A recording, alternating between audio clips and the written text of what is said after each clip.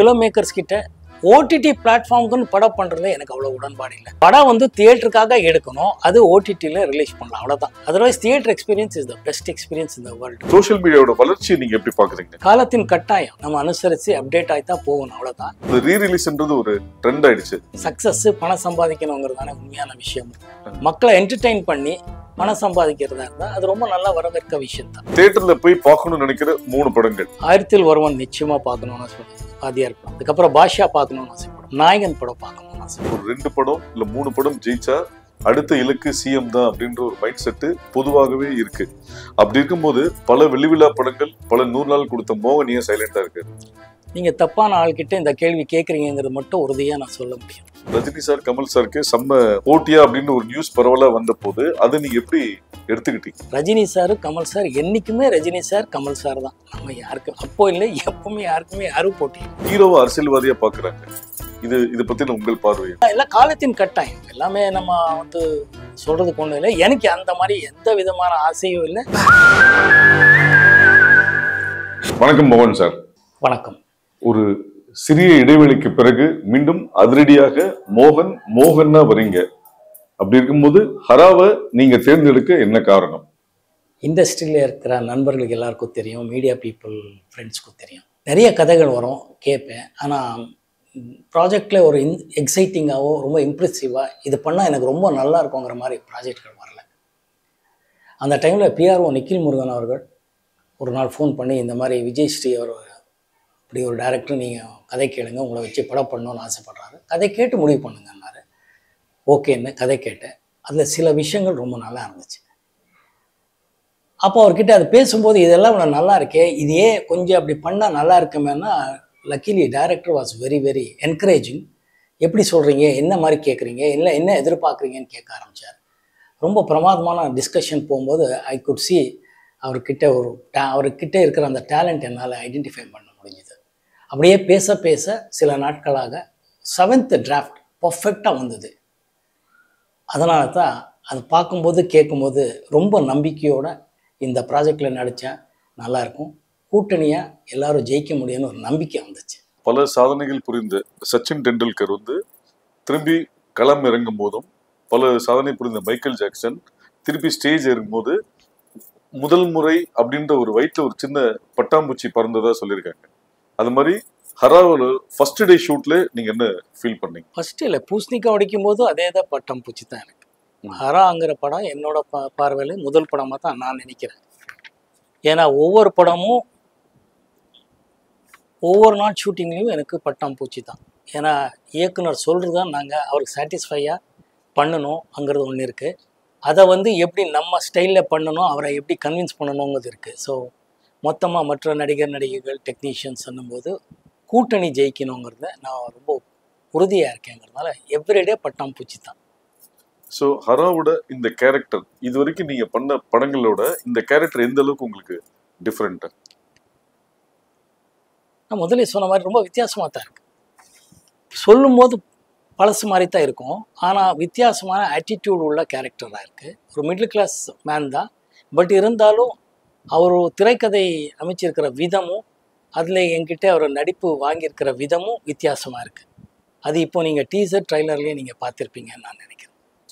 So இந்த சிறு இடைவெளிக்கு பிறகு வர நீங்கள் எந்த அளவுக்கு சினிமாவை மிஸ் பண்ணியிருக்கீங்க, சினிமா உங்களை மிஸ் பண்ணியிருக்குன்னு நீங்கள் நினைக்கிறீங்களா? யாரையும் மிஸ் பண்ணதா இல்லவே இல்லை, எல்லாமே காலத்தின் கட்டாயம் நான் நம்புகிறேன். சினிமா எப்போ வரும் எப்போ போவோங்கிறத விட பண்ணும்போது ஒழுங்கான படம், ஓரளவுக்கு நல்ல படமாக பண்ணணுங்கிறது தான் என்னோட ஆசையை தவிர வேறு ஒன்றுமே இல்லை. இந்த காலகட்டத்தில் சினிமாவை நீங்கள் ரெகுலராக ஃபாலோ பண்ணிட்டு இருக்கீங்க. சென்னை இன்டர்நேஷ்னல் ஃபெஸ்டிவல், பல வேர்ல்டு ஃபெஸ்டிவல்ஸ்லேருந்து தொடர்ந்து எல்லா இடத்துலையும் உங்களை பார்த்துட்டு இருக்கோம். உங்கள் பார்வையில் சினிமா எந்த அளவுக்கு எவல்யூஷனாக முன்னேறி இருக்கு, டெக்னிக்கலி எந்த அளவுக்கு அட்வான்ஸ் ஆயிருக்குன்னு நினைக்கிறீங்க?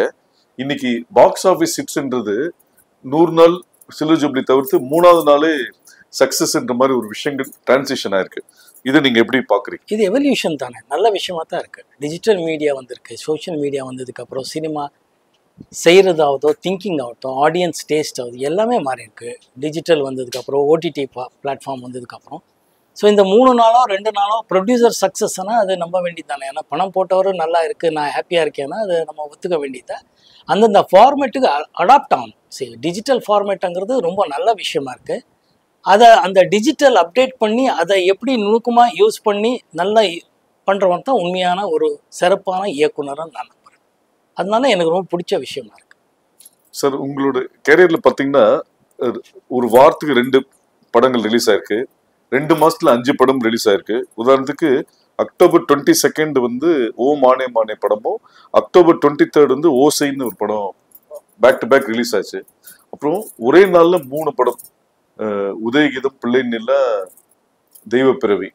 இதை நீங்க எப்படி பார்த்தீங்க? முதல்ல இறைவனுக்கு நன்றி சொல்லணும். என்னோட ரசிகர்களுக்கு நன்றி. இதுக்கு மேலே என்னோட தயாரிப்பாளரும் இயக்குனரும் அவங்கவுங்க படத்து மேலே வச்சிருந்த நம்பிக்கை தான் இதை காட்டுது. படம் நல்லா இருந்தால் பார்ப்பாங்கங்கிற ஒரு விஷயம் எப்போவுமே உண்மையாக இருக்குங்கிறது நான் நம்புகிறேன். அவங்களுக்கு பிடிக்கிற மாதிரி இருக்கணும். நம்ம படம் நம்ம நல்லா இருக்குன்னு சொல்கிறது ஓகே, ஆனால் அவங்களுக்கு பிடிக்கிற மாதிரி இருந்தால் நல்லா இருக்கும்னு நான் நம்புகிறேன். ஸோ அந்த விதத்தில் ப்ரொடியூசர் டைரக்டர் ரொம்ப ரிஸ்க் எடுத்து ரிலீஸ் பண்ணியிருக்காங்க. நிறைய டைம் சக்ஸஸ் ஆயிருக்கு, ஒரு சில டைமில் ஃப்ளாப் ஆயிருக்கு. பட் இட்ஸ் ஓகே, இறைவனுக்கு நன்றி. சார், ஹரால வந்து அந்த ஒரு கான்செப்ட் என்ன சொல்லியிருக்கீங்கன்னா, பள்ளிக்கூடங்களில் சட்டங்களை சொல்லித்தர வேண்டும்னு ஒரு மெசேஜ் வந்து ஸ்ட்ராங்காக கன்சீவ் ஆயிருக்கு. இதை வந்து எந்த அளவுக்கு சாத்தியம்னு நினைக்கிறீங்க? இதுதான் ரொம்ப நல்ல விஷயம். அதான் சொன்னேன் நான். இப்போது களம் ஒரு அப்பா பொண்ணு கதையாக இருந்தாலும் டைரக்டர் சொல்லியிருக்கிற விதம் சொல்கிறதுல இது ஒரு முக்கியமான பாயிண்ட் தான். சட்டம் தெரிஞ்சவனுக்கு பார்த்தீங்கன்னா அவனுக்கு லா தெரியாமல் அவன் பயந்துக்கவே மாட்டான்பாங்க. நமக்கு எதுவுமே தெரியாமல் இருக்கிறதுனால எல்லாத்துக்கும் பயப்பட்டுட்டு இருக்கோம். ஸ்கூல்லையே இது இன்ட்ரடியூஸ் பண்ணால் எல்லோரும் சட்டம் தெரிஞ்சுக்கிட்டா குற்றங்கள் குறையுங்கிறது நான் நம்புகிறேன். ஏன்னா அவனுக்கு எது பண்ணணும், எது பண்ணக்கூடாது, எது சரியாக பண்ணணும், எது தப்பாக பண்ணக்கூடாதுன்னு தெரிஞ்சுப்பான். அதனால அது சட்டம் வந்து ஸ்கூல்லையே இன்ட்ரடியூஸ் பண்ணால் ரொம்ப நல்லதுங்கிறது இயக்குனர் சொல்லியிருக்கிறாரு. அதை நம்புகிறேன். நானும் அது கரெக்டாக ஒத்துக்கிறேன். So working experience with director Vijayasri, இந்த படத்தோட எதிர்பார்ப்பு ஃபர்ஸ்ட் டீசர்லே அதிகமாச்சு. அதில் உங்களுக்கு டைலாகே கிடையாது, விஷுவலாக தான் காமிச்சாங்க. இப்போ இந்த படம் முடிஞ்சிடுச்சு. ஸோ இந்த டிராவல் நீங்கள் எப்படி பார்க்குறீங்க? ரொம்ப நல்லா தான் பார்க்குறேன். I am so proud. நம்ம இந்த படம், இந்த களம் நான் தேர்ந்தெடுத்திருக்கேங்கிறது எனக்கு ரொம்ப பெருமையாக இருக்குது. இது எப்படியே டிஜிட்டல் விஷயங்கிறத கரெக்டாக அவர் யூஸ் பண்ணுறாருங்கிறதா. பாலு மகேந்திரா சார் எப்போவுமே சொல்வார் ஒரு டைமில், நாடகங்களுக்கும் சினிமாவுக்கு இருக்கிற வித்தியாசம் என்னென்னா, நாடகம் வெறும் டைலாக் ஓரியன்டாக இருந்து பகிர்ந்து அதுவும் பெரிய லெவலில் ஹிட் ஆயிருக்கு. அதுக்கப்புறம் ஃபிலிம்ஸ் வரும்போது விஷுவலி எப்படி சொல்கிறீங்க நீங்கங்கிறது தான் ரொம்ப முக்கியம். எத்தனையோ விஷயங்கள் டைலாகோடவும் கன்வின்ஸ் பண்ணலாம், வித்தவுட் டைலாகும் கன்வின்ஸ் பண்ணலாங்கிறது நிறைய படங்கள் உதாரணத்துக்கு சொல்லலாம். அந்த மாதிரி இயக்குனர் விஜயஸ்ரீ அவர்கள் இந்த படத்தை எப்படி விஷுவலாக கொடுக்க முடியுங்கிறது கொடுத்துருக்கிறார். அதுதான் எனக்கு ரொம்ப பிடிச்ச விஷயமா இருக்குது. அவர்கிட்ட பலமே அதுதான். சார், இன்னைக்கு வந்து ஓடிடி பிளாட்ஃபார்ம்ஸ் வந்து சினிமாவுக்கும் ரசிகர்களுக்கும் ஒரு முக்கிய பங்கு வகிக்கு. இந்த ஓடிடி வந்து இன்னும் ஏர்லியரா வந்திருக்கலாம்னு நீங்க நினைக்கிறீங்களா, இல்ல தியேட்டர் எக்ஸ்பீரியன்ஸ் தான் பெஸ்ட்னு நினைக்கிறீங்க? எனிடே தியேட்டர் எக்ஸ்பீரியன்ஸ் தான் பெஸ்ட், அதில் டவுட் இல்லை. பட் ஓடிடிக்கு இப்போ ஆஃப்டர் கொரோனா வந்து எல்லாரும் அடாப்ட் ஆகிட்டு இருக்காங்கிறது கரெக்ட். ஒரே ஒரு விஷயம், ஃபிலிம் மேக்கர்ஸ் கிட்ட ஓடிடி பிளாட்ஃபார்முக்குன்னு படம் பண்ணுறதுல எனக்கு அவ்வளோ உடன்பாடு இல்லை. ஏன்னா அதுக்கு சரியாக இப்போ ஓடிடி பிளாட்ஃபார்ம்லேயே தியேட்டரில் ரிலீஸ் பண்ணுங்கள், அதுக்கப்புறம் தான் ஓடிடின்றாங்க. அதான் முக்கியமாக இருக்குது. படம் வந்து தியேட்டருக்காக எடுக்கணும், அது ஓடிடியில் ரிலீஸ் பண்ணலாம், அவ்வளோதான். Otherwise theatre experience is the best experience in the world. நான் எப்போவுமே அதுதான் சொல்லுவேன். இப்போ நீங்கள் 80s பாப்புலரான ஹீரோ, இப்போ இந்த 80s ஆர்டிஸ்ட்டை ஸ்க்ரீன் ஸ்பேஸ் ஷேர் பண்ணணும்னா நீங்கள் யார் கூட பண்ணணும்னு நினைக்கிறீங்க? என்னோட தயாரிப்பாளரும் இயக்குனரும் யார் சொன்னாலும் நான் ஷேர் பண்ணிக்கிறேன். ஏன்னா எல்லாரும் என்னோட சக நடிகர். தொடர்ந்து எந்த மாதிரி கேரக்டர்ஸ் இருந்தா பண்ணலாம்னு நீங்க நினைக்கிறீங்க, உங்க மைண்ட்ல இருக்கு? உங்களை அப்ரோச் பண்ணணும்னு நினைக்கிற டைரக்டர்ஸ்க்கு வந்து அது ஹெல்ப்ஃபுல்லா இருக்கும். இன்ஸ்பயர் பண்ணணும், என்ன இன்ஸ்பயர் பண்ணணும். இன்ஸ்பயர் பண்ணா நான் ஒத்துக்கிறேன். அப்பார்ட் ஃப்ரம் இண்டஸ்ட்ரி, ஆடியன்ஸோட மைண்ட் செட் இப்போ சேஞ்ச் ஆயிடுச்சு. சோஷியல் மீடியா வந்து ஒரு ஷார்ட் பீரியட்ல வந்து ஒரு இம்பாக்ட் இருக்குன்னு சொல்றாங்க. ஆனா அதே சில ப்ரொடியூசர்ஸ் என்ன சொல்றாங்க, நம்பர் ஆஃப் வியூஸோ நம்பர் ஆஃப் ஹிட்ஸோன்றது வந்து அது டிக்கெட்டா கன்வர்ஷன் ஆகல. சோஷியல் மீடியாவோட இம்பாக்ட் பெருசா இருக்கு, ஆனா அது வந்து டிக்கெட்டா கன்வர்ஷன் ஆகலன்றதும் ஒரு சாரார் சொல்றாங்க. ஸோ இந்த சோஷியல் மீடியாவோட வளர்ச்சியை நீங்க எப்படி பாக்குறீங்க? காலத்தின் கட்டாயம், எல்லாமே நம்ம அனுசரித்து அப்டேட் ஆகித்தான் போகணும், அவ்வளோதான். இது டிக்கெட்டா கன்வெர்ட் ஆயிருக்கு இல்லையாங்கிறது பற்றி எனக்கு அவ்வளோ டீட்டெயிலாக தெரியாது. பட் பொதுவாக ஆடியன்ஸு படத்தோட ட்ரைலர் பார்த்து தான் முடிவு பண்ணுவாங்கங்கிறது எனக்கு ஒரு நம்பிக்கை இருக்குது. அது ட்ரைலர் அவங்களுக்கு ட்ரைலர் வந்த அன்றைக்கே அவங்க பொதுவாக டிசைட் பண்ணுவாங்கன்னு நினைக்கிறேன். இந்த படம் நல்லா இருக்கும், நல்லா இல்லை, போய் பார்க்கலாம், இல்லை 2வது நாள் பார்க்கலாம், இல்லை ரிப்போர்ட் கேட்டு பார்க்கலாங்கிறது ஃபீல் பண்ணுவாங்கன்னு நான் நினைக்கிறேன். சார் இன்னைக்கு வந்து பொதுவா வந்து திரைப்படங்கள்ல வந்து பேக்ட்ராப்ல வந்து பழைய படங்களோட போஸ்டர்ஸ் காமிப்பாங்க அந்த சீனுக்கு ஏத்த மாதிரி. ஆனா இன்னைக்கு தியேட்டர்ல பழைய படத்தோட பேனர்ஸ் தான் நிறைய இருக்கு. ஸோ இந்த ரீரிலீஸ்ன்றது ஒரு ட்ரெண்ட் ஆயிடுச்சு. இதை நீங்க எப்படி பாக்குறீங்க? அது நிறைய படம் சக்சஸும் ஆயிருக்கு. வரவேற்கணும்ல, கமர்ஷியல் தானே சினிமா. சக்ஸஸ் பணம் சம்பாதிக்கணுங்கிறது தானே உண்மையான விஷயம். மக்களை என்டர்டெயின் பண்ணி பணம் சம்பாதிக்கிறதா இருந்தால் அது ரொம்ப நல்லா வரவேற்க விஷயம் தான். அதில் வந்து ட்ரெண்டு. ஸோ இப்போ நீங்க தியேட்டர்ல போய் பார்க்கணும்னு நினைக்கிற 3 படங்கள் உங்க படங்களோ இல்லை மற்ற படங்களோ? 1000ல் ஒருவன் நிச்சயமா பார்க்கணும்னு சொன்னேன், வாத்தியார் படம், அதில் எந்த டவுட்டே இல்லை. அதுக்கப்புறம் பாஷா பார்க்கணும்னு ஆசைப்படுவேன், நாயகன் படம் பார்க்கணும்னு ஆசைப்படுவேன். இன்னைக்கு இருக்கிற சிச்சுவேஷன்ல ஒரு 2 படம் இல்லை 3 படம் ஜெயிச்சா அடுத்த இலக்கு சிஎம் தான் அப்படின்ற ஒரு மைண்ட் செட்டு பொதுவாகவே இருக்கு. அப்படி இருக்கும்போது பல வெள்ளிவிழா படங்கள் பல 100 நாள் கொடுத்த மோகன் ஏன் சைலண்டா இருக்காரு? நீங்க தப்பான ஆள்கிட்ட இந்த கேள்வி கேட்குறீங்கிறது மட்டும் உறுதியா நான் சொல்ல முடியும். ஒரு ஹீரோவா நீங்க கட்டுறது என்ன, பெற்றது என்ன? எப்பவுமே மனிதனா இருக்கணுங்கிறது ஆசைப்பட்டா தான் எல்லாமே நிரந்தரம் நான் நினைக்கிறேன். பெற்றது மக்களோட ஆதரவும் அன்பும் இறைவனோட ஆசீர்வாதமும் எல்லாமே பெற்றிருக்கேன். இன்னைக்கு இருக்கிற ஹீரோஸ் வந்து நெகட்டிவ் ஷேட் பண்ணா ஆடியன்ஸ் ரொம்ப ரசிக்கிறாங்கன்ற மாதிரி ஒரு பரவலான ஒரு விஷயங்கள் இருக்கு. அது போல உங்களுக்கு அந்த எண்ணம் இருக்கா? நான் அந்த டைம்லேயே நெகட்டிவ் ஷேட்ஸ் படம் பண்ணியிருக்கேனே. அதனால கதைக்கு என்ன தேவையோ, இயக்குனர் என்ன ஃபீல் பண்ணுறாங்களோ அதில் இருக்கிறது தான் என்னோட எப்பவுமே உடன்பாடு. கூட்டணியாக ஜெயிக்கணுங்கிறது தான் என்னோட உடன்பாடு. ஸோ இன்ட்ரெஸ்டிங்காக சொல்லணும், ஆடியன்ஸை என்கேஜ் பண்ணணும், அவங்க எமோஷ்னலாக கனெக்ட் பண்ணணும். அது பண்ணால் படங்கள் ஜெயிக்குங்கிறது நான் நம்புகிறேன். எந்த மாதிரியான விஷயத்தை மறக்கணும்னு நினைக்கிறீங்க? எல்லாமே மறக்கணும். மனுஷனுக்கு பெஸ்ட் கிஃப்ட் என்ன மறக்கிறது தானே. எல்லாமே தலையில் இருந்தால் நிம்மதியாக இருக்க முடியுமா? தூக்கம்ங்கிறத இறைவன் அதுதானே கொடுத்துருக்கான் நமக்கு. அது அந்த எதுவுமே நிரந்தரம் இல்லையே. ஸோ அந்தந்த நேரத்துக்கு அதை என்ஜாய் பண்ணணும், அதை எக்ஸ்பீரியன்ஸ் பண்ணிட்டு போயிட்டு இருக்கணும். எவ்ரி திங் இஸ் அன் எக்ஸ்பீரியன்ஸுங்கிறது தான் நான் நினைக்கிறேன். So every thing is. Sir 80s காலகட்டத்தில் ரஜினி சார் கமல் சாருக்கு செம்ம டஃப் கொடுத்தீங்க, அவங்களுக்கு நீங்க போட்டியா அப்படின்னு ஒரு நியூஸ் பரவலாக வந்த போது அதை நீங்க எப்படி எடுத்துக்கிட்டீங்க? நீங்களே சொல்லிட்டீங்களே, அது ஒரு நியூஸ். நம்ம யாருக்கு எப்பவுமே போட்டியே கிடையாது. நான் இண்டஸ்ட்ரிக்கு வரும்போது ரஜினி சார் மிகப்பெரிய சூப்பர் ஸ்டார், கமல் சார் அப்போவே உலக நாயகன். நான் அவரோட படங்களில் காலேஜ் தான் நாங்கள் எல்லாம் பெங்களூரில் போய் பார்த்துருக்கோம். 3 முடிச்சு ஆகட்டும், சொம்ம கிருதி சொல்ல கிருதின்னு ஒரு நம்ம கமல் சார் டியூல் ரோல் பண்ணியிருப்பார். அது தமிழில் கூட அப்புறமா டப்பா இங்கே இருநிலவர்கள் வந்துச்சு. முள்ளு மலரும் ஆகட்டும், நிறைய படங்கள் காலேஜ்லேயே அவர் படங்கள் பார்த்து வளர்ந்தவங்க நாங்கள். வந்து சினிமா நடிகனாக ஆசீர்வாதம் இருக்குது, மக்கள் ஆதரவு கிடச்சிது, நல்ல படங்கள் பண்ணுறதுக்கு வாய்ப்பு கிடச்சிது, வெற்றி அடைஞ்சது. தவிர நம்ம யாருக்கும் யாருமே போட்டியே கிடையாதுங்க. அவங்கவுங்க ஸ்பேஸ் இருக்கும், அதுலேயே அவங்கவுங்க எவ்வளோ சாதனை பண்ண முடியுமாங்கிறது மட்டும். தவிர ரஜினி சார் கமல் சார் என்றைக்குமே ரஜினி சார் கமல் சார் தான். நம்ம யாருக்கும் அப்போ இல்லை, எப்பவுமே யாருக்குமே யாரும் போட்டி இல்லை. சார் கோகிலா மோகன், ஹரா மோகன், இந்த டிரான்சிஷன் எப்படி பார்க்குறீங்க? அது ஒரு எக்ஸ்ட்ராடினரி அனுபவம் தான் ரெண்டுமே. ஏன்னா கோகிலா மோகனுங்கிற படம் வந்து கோகிலா வந்து பாலு மகேந்திரா சார் என்னை அறிமுகப்படுத்தினாருங்க. லெஜெண்டரி கமல் சாரும் கிரேட் ஷோபா மேடம், ரோஜாரமணி அவர்களோட நான் நடித்தேன். That was a fantastic experience. எல்லாமே புதுசாக இருக்கும். ஒன்று அப்போ எல்லாமே புதுசாக பார்க்குற ஒரு வயசு, எல்லாமே தெரிஞ்சுக்கணுங்கிற வயசு எல்லாமே இருந்துச்சு. இப்போ ஹரால வந்து தெரிஞ்சுக்கினதை எப்படி கரெக்ட் பண்ணலாங்கிறது டைரக்டர் சொல்லும் போதே என்னன்னு தெரிஞ்சுக்கிட்டோம்னு ஆசை. மற்றவங்க எப்படி எல்லாமே இருக்குது. அப்போ என்னன்னா என்ன சொல்கிறாங்க, என்ன கேட்கணும், இப்படி பண்ணால் அப்படின்றது இருக்கும். அதுதான் எக்ஸ்பீரியன்ஸு. ரெண்டுமே எக்ஸ்ட்ராடினரி எக்ஸ்பீரியன்ஸ். பாலு மகேந்திரா சாருக்கு எப்போவுமே நன்றி, கமல் சாருக்கும், அந்த கூட்டணி ஷோபா மேடம், அப்புறமா நம்ம ரோஜா அவங்களுக்கும், அந்த தயாரிப்பாளர் ஃபெர்னாண்டோ அவர்களுக்கும், இந்த மோக்ஷம் தியேட்டர்னு இங்கே முதல்ல இருந்துச்சு கீழ்பாக்கில், அதோட ஓனர் தான் கோகிலாவோட ப்ரொடியூசர்ஸ். ஸோ இவங்க எல்லாருக்குமே நன்றி கடன் பட்டிருக்கேங்கிறது உண்மையான விஷயம். கோகிலால செலக்ட் ஆன அந்த மூமெண்ட் எப்படி பார்த்தீங்க?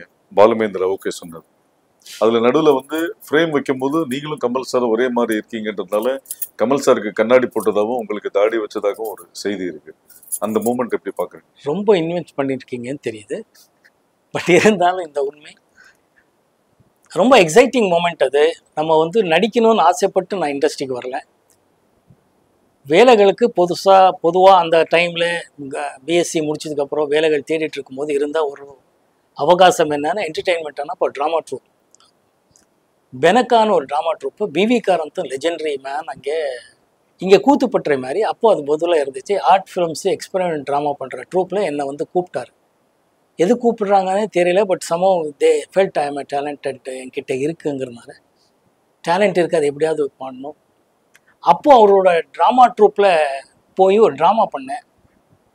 பல ட்ராமாங்கள் ஆக்ட் பண்ணியிருக்கேன். பட் ஒரு ட்ராமாவில் பிவி காரந்த் சாரும் ஜெயஸ்ரீ அம்மாவும் நானும் நடித்தேன்.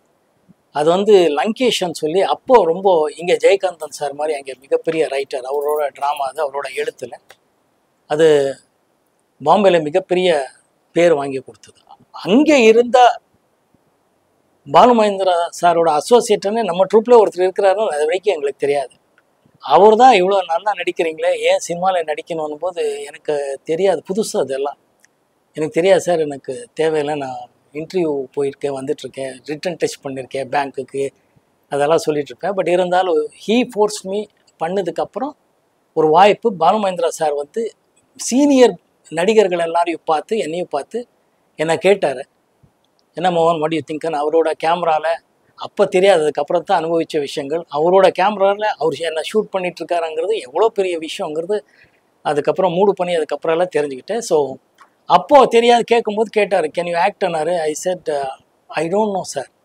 தென் ஐ செட் இல்லை யூ வில் பி எ கிரேட்னு சொல்லி அசோசியேட் கிட்ட சொல்லி இவர் தான் நம்ம அந்த கேரக்டர் பண்ணுறாருன்னு மிக சிறப்பாக நடிக்க வச்சார். அது ஒரு எக்ஸ்ட்ரானரி அனுபவம் தான். ஏன்னா பாலு மகேந்திரா சார் அவர் சொல்லி கொடுக்குற விதம் எல்லாம் நமக்கு மற்ற டைரக்டர்கிட்ட ஒர்க் பண்ணும்போது எவ்வளோ வித்தியாசமாக இருக்குங்கிறது அப்புறமா தான் தெரிஞ்சுக்க முடிஞ்சுது. Every cinema every day is an experience மாதிரி. I am so blessed, God is so kind to மீங்கிறது தான் நான் நினைக்கிறேன். அதனால் பாலு மகேந்திரா சார்கிட்ட ஒர்க் பண்ண அதுவும் இப்போ ஹரா ஒர்க் பண்ணிட்டு இருக்கிற விதமும் இதுதான் மேஜர் டிஃப்ரென்ஸ்ன்னு நான் ஃபீல் பண்ணுறேன். சார் ஃபஸ்ட்டு ஃபிலிமில் கமல் சாரோட screen space. So Kamal sir நீங்கள் சொன்னீங்க ஆல்ரெடி அவர் பெரிய ஆர்டிஸ்ட் அப்படின் போது நீங்கள் ஒரு காலகட்டத்தில் 20 மணி நேரம் மேலே ஒர்க் பண்ணியிருக்கீங்க. மோகன் சாரால் ஷூட்டிங் லேட்டு, படம் ரிலீஸ் தள்ளி போச்சுன்ற எந்த பிரச்சனையுமே இல்லை. அதுக்கு ஒரு காரணம் வந்து கமல் சார் வந்து அந்த கால் ஷீட் இப்படி பண்ணணும்னு மாதிரி சொல்லி கொடுத்ததா ஒரு தகவல் இருக்குது. ப்ளஸ் கமல் சார் முதல் முறையாக வெளி நடிகர்ன்ற போது உங்களுக்கு தான் அவர் பாட்டு பாடியிருக்காரு.